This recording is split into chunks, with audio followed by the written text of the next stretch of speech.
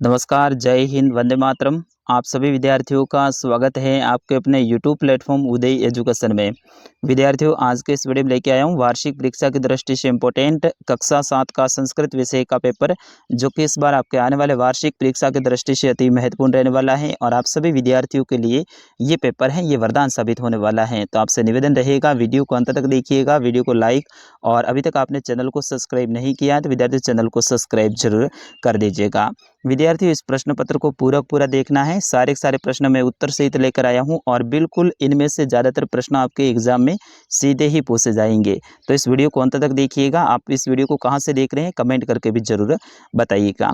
पहला प्रश्न है, अधोलिखितानां निर्देशानुसार समुचित उत्तर प्रदत्त विकल्पे चित्वा लिखत। यानी आगे जो प्रश्न लिखे हुए हैं इनमें से आपका सही उत्तर है वो सही विकल्प का चुनाव करते हुए लिखना है। तो इसमें पहला देखिए, पृथ्व्या कति रत्नानि सन्ति। यानी पृथ्वी में कितने रत्न हैं? पंच यानी 5, सप्त यानी 7, त्रि यानी 3, नव यानी 9। तो त्रीणि यानी 3 रत्न हैं, ठीक है ना। तो इसमें ऑप्शन स इज करेक्ट आंसर।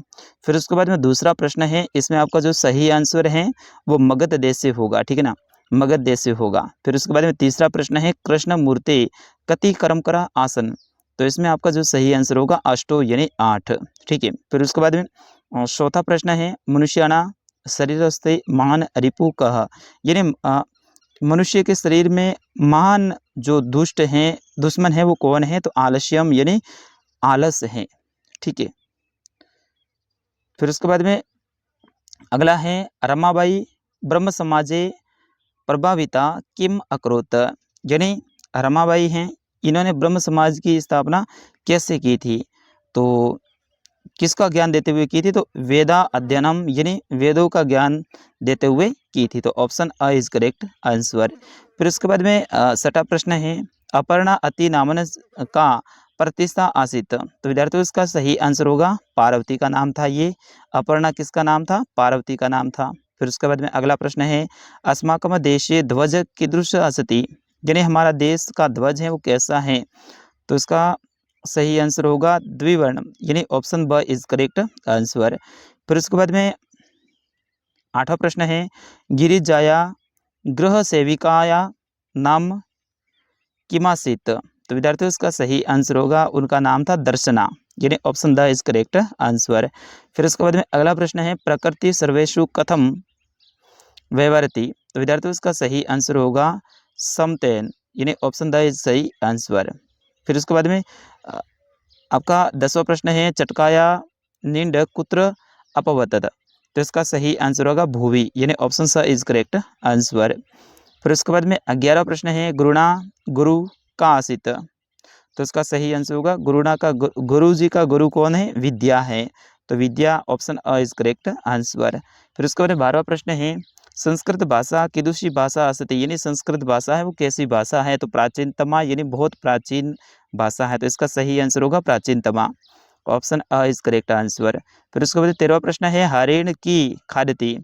तो उसका सही आंसर होगा हरिण की खादती। तो नव घासम यानी हिरण है वो नव घास यानी नई घास है उनको खाते हैं। फिर उसके बाद में 14वां प्रश्न है, ए वर्णस्य उच्चारणम असति। यानी ए वर्ण है इसका उच्चारण कहाँ से होता है? कंठ को शम यानी कंठ से, कंठ तालु यानी तालु से, दंतोतम और औष्टो। तो इसका सही आंसर होगा कंठ तालु यानी तालु से इसका उच्चारण होता है। फिर उसके बाद में 15वां प्रश्न है, साधकम कथ्य। तो इसका सही आंसर होगा कर्णम, यानी ऑप्शन अ इज करेक्ट आंसर। फिर उसके बाद में दूसरा प्रश्न है, कोष्टकात उसित पदम चित्वा रिक्त स्थान पूर्यति। यानी कोष्टक में दे रखे शब्द हैं इनका प्रयोग करते हुए आपको रिक्त स्थान भरना है।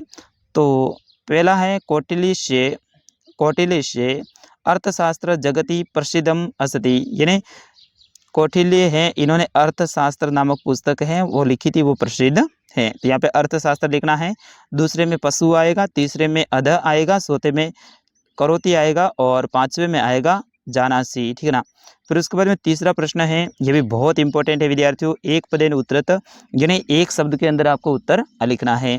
जैसे कि मूढ़े कुत्र रत्न संज्ञा विधेयते। तो इसका सही आंसर होगा पाषाण खंडेशु। क्या था? पाषाण खंडेशु। फिर उसके बाद दूसरा प्रश्न है, कर्मस्य की नाम आसीत। तो इसका सही नाम होगा कम्बुग्रेव, ठीक है ना, कम्बुग्रेव इसका सही आंसर होगा। विद्यार्थियों, अभी तक आपने वीडियो को लाइक नहीं किया है तो वीडियो को लाइक कर दीजिएगा, साथ ही चैनल को भी सब्सक्राइब जरूर कर दीजिएगा। आपका अपना चैनल है, यहाँ पे सभी विषय के पेपर में अपलोड करूँगा। फिर उसके बाद में तीसरा प्रश्न है, रमा कुत्र संस्कृत शिक्षा प्राप्ति, यानी रमा ने कहाँ से संस्कृत शिक्षा है वो प्राप्त की थी?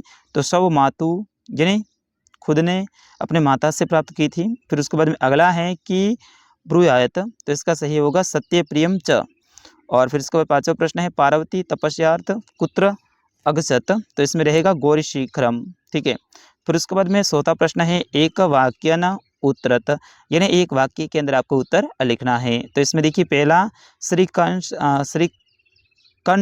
कृष्णमूर्ति है ग्रह कदह अगसत, तो इसमें आपका सही आंसर आप देख लीजिएगा। फिर उसके बाद अशोक स्तंभ कुत्र असति, तो अशोक स्तंभ सारनाथ है अस्ति, यानी सारनाथ के अंदर अशोक स्तंभ स्थित है।